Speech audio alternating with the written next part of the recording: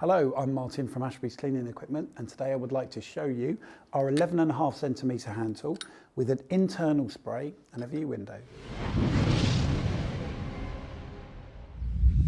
When it comes to hand tools, there are three positions your jet can be in, and I'll show you those because we need to understand the advantages of each to understand the benefit of the internal spray. Now this is the first one. This is like your standard hand tool, and it has a jet position which is external of the vacuum slot. So there's your jet and there's your vacuum slot that's always sucking. That's your jet that's spraying water, and you can see that your jet is actually outside the vacuum slot, which gives you a high volume of water output, which is good and, well, perfect actually for cleaning stairs and spot and stain removal, because you need to sort of penetrate deeper down the fibre. You're not just cleaning the surface, you want to clean a bit deep down into the pile. If you could come in on that jet, Alana. Sorry, I'm being ably assisted here by Alana. Hi. Yeah, hi Alana. You can see that although the jet looks like it's plastic, it's actually got a stainless steel tip to it as well. You want to avoid plastic jets, they're not professional tools in my opinion. You need to have a stainless steel tip on it. Or a brass tip or whatever, but stainless steel's the best that you can get. Very, very hard wearing. Just with all jets, if you ever get a block jet, don't poke anything down it. You guys probably know that. But if you poke like a pin down it, or you run a Stanley blade across it, you permanently deform the jet. You don't want to do that. You'll never get a good spray. With this hand tool, for example, if you did have a block jet, you could spray it and maybe get a nail brush and brush across it, and that will probably just clear it and it would spray out and start spraying normally. That's what I would do. Or you could also, if you really had something that was blocking it, good and proper, as they say, you could undo these two screws here with probably a crosshead screwdriver. Take off this jet restraining plate, which is there. Just remove the jet, clean it. Be careful though, you've got a little washer seated behind it. Seat it all back together again. And yeah, you'd have a functioning hand tool, but never poke anything down them. Just a little tip there with any jet. Poke something down it, will never work right because you'll deform the jet. They're precision milled, so be careful. Anyway, we digress. That is an external sprayed hand tool. Great for, as I said, cleaning stairs and spotting. Now the next one up from that has that same sort of external spray, but it's actually got this spray guard around it. This is called an enclosed spray because it's enclosed with a spray guard. So there's your vacuum slot, there's your jet, and here's your spray guard. So it's enclosed. So when you're working, you get very little overspray. So it's kind of an improvement on the last design, in my opinion, kind of one slight jump up. But yeah, they're great for spotting and doing stairs. By the way, these tools are 9 centimetre or 3-inch versions, and this one, which I'm going to show you next, is a 4-inch version or 11.5 centimetre. So it's got a bit of an advantage that you can work slightly faster,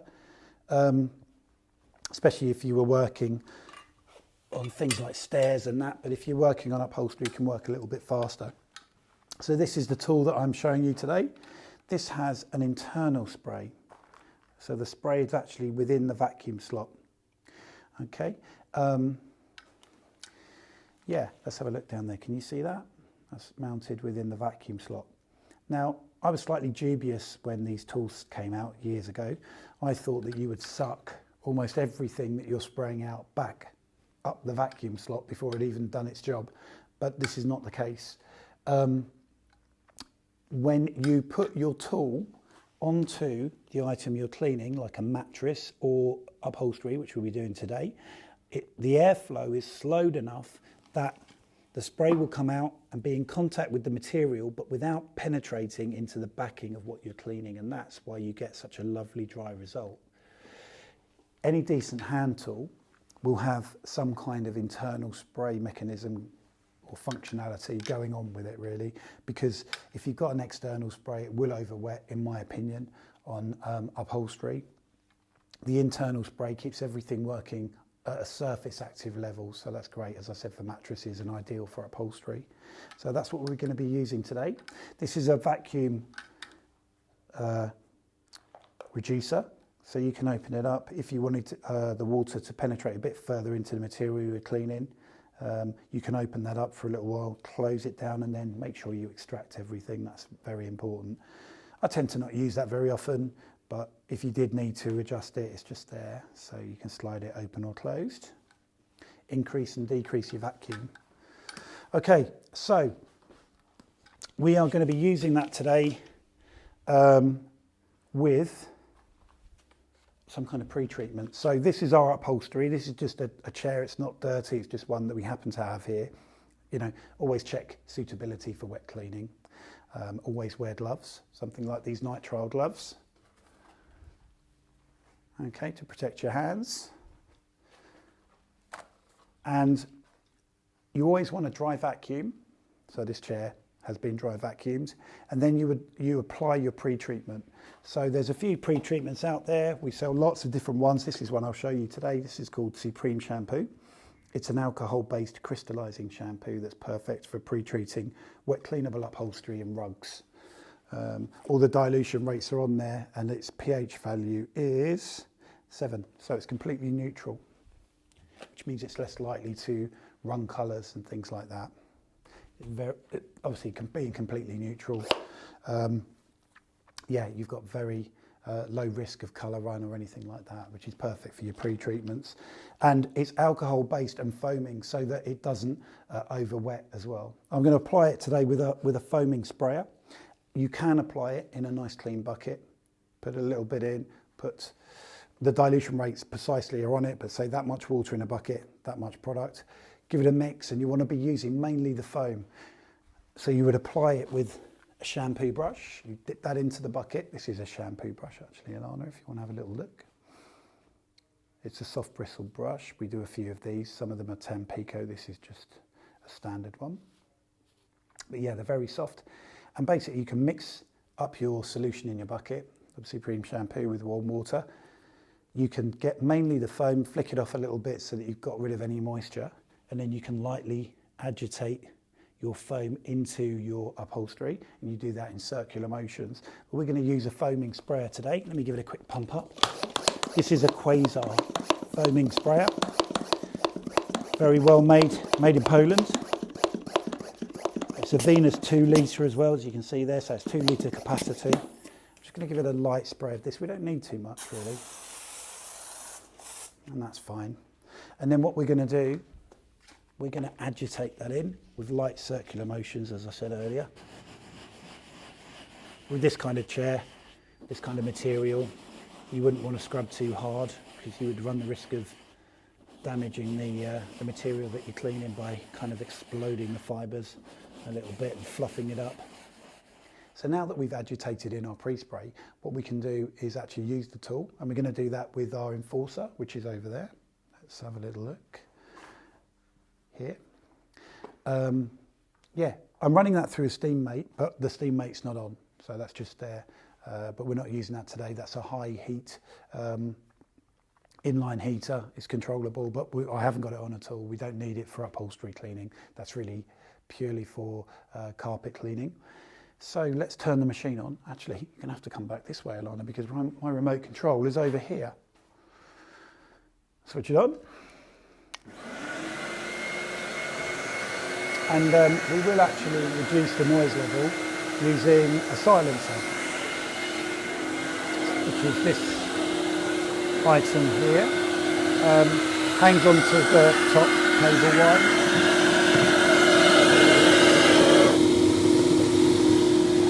Cuts the noise level right down. And we want to reduce our water pressure down to 120 psi. I'm going to do that with the flow rate control. I prefer to use the flow rate control because that varies the amount of water and the pressure, whereas the pressure regulator tends to output roughly the same amount of water, and it takes like loads of turns. If I just show you, reduce it down with a pressure reg, look, it takes forever. But we have on our machines a flow rate control, which is fairly unique, and adjusts not only the pressure, which this maintains the flow rate, but adjusts the pressure. Drops both at the same time, and it does so with a fraction of a turn. So we'll put that at about 120, which is right for upholstery cleaning. And in the machine we have a little bit of liquid extraction cleaner. which is again fairly neutral on the pH. The pH on this is 9. Anywhere between 7 and 9 is fairly neutral because the jumps in a pH scale aren't linear, they're a square of themselves. So yeah, up to 9 it starts getting a lot stronger the further you go up the scale. So yeah, it's a nice neutral detergent that's perfect for upholstery, and it's also perfect for rugs and mattresses if you were cleaning mattresses. So yeah, let's go over and use the tool. I'll quickly give it a clean. This tool, by the way, has a brass valve on it, so it's high pressure and high temperature. Lesser tools will have an aluminium valve, or worse still, a plastic valve. And if you see, you've got swage hose here, and this is 3000 psi as well, so good quality valve. Stainless steel jet again, swage connections, 3000 psi intake hose. It doesn't, when you bend, it doesn't actually kink, because again, cheap tools will kink on these hoses, especially when you get a bit of heat in them, but this stuff is absolute quality. When you're working on upholstery, you always want to bar off to create vacuum.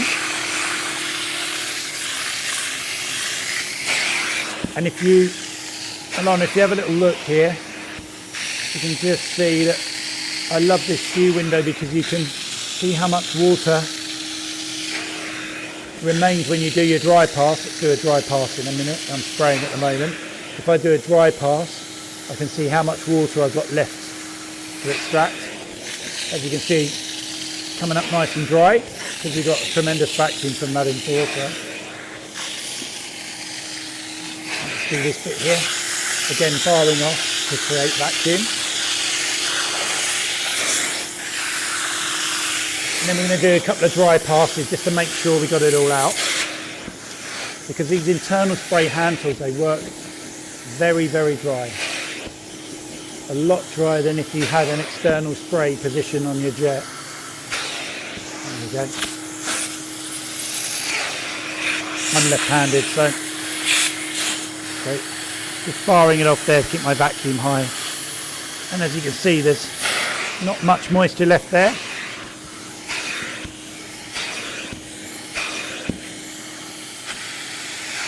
Okay, there we go. Switch the machine off. You would then lay all the pile in the same direction if it had a pile, and do that with a clean white terry towel. This is something close to being a clean white terry towel. Was clean this morning, no longer clean now, which is the end of the day. Okay, and you would apply a finishing spray to fix the colours and brighten and neutralise the pH level. Something like Supreme Finish is one that we do. Okay, that's an acid spray which is there just to fix the colours, brighten and avoid any mishaps really, like colour run and things like that, browning on carpet. Always apply it in a light, neat mist over everything you've done. And then I will show you, using a very, very technical example of how dry this actually is. So look, it's all been done in one take. If I sit on it, give it a bit of a wiggle. You getting that on camera? And then dry, still dry. So although it's not bone dry, it's almost ready for immediate use. We do have things like air movers, which I'd recommend using an air mover or having one in your armoury. This is an air mover. You able to come around here, Alana? Just follow me. Here we go. So this is a 1.5 horsepower air mover, so it's very, very powerful. 3-speed positions at 0.5, 1 and 1.5 horsepower. And when you're doing upholstery, it's got quite a neat feature with a little kickstand underneath it, which allows you to angle it up so it'll blow over the frame nicely. But yeah, we've got a nice, don't fall over. Yeah, we've got a nice clean, almost dry chair there, so that's great. And this is the hand tool. Another quick look all around it there. As I say, very high quality, brass valve, stainless steel tip to the jet, view window so you can monitor your extraction and check when things are running clear, so you get to check you've got rid of all the dirt, and also check if there's any water left or moisture left really in the item you're cleaning. So I love it. It's a great tool, well priced, very robust. Yeah, and this is our stainless steel 11.5 centimetre wide hand tool with an internal spray and a view window. So thank you for taking the time to watch this video. If you've got any questions, give us a ring. And yeah, thanks for watching. Alana's just reminded me. Apparently these are available to buy on our website, which is possibly the whole point of the video. But yeah, they're available to buy on our website. But yeah, thank you for taking the time to watch this video.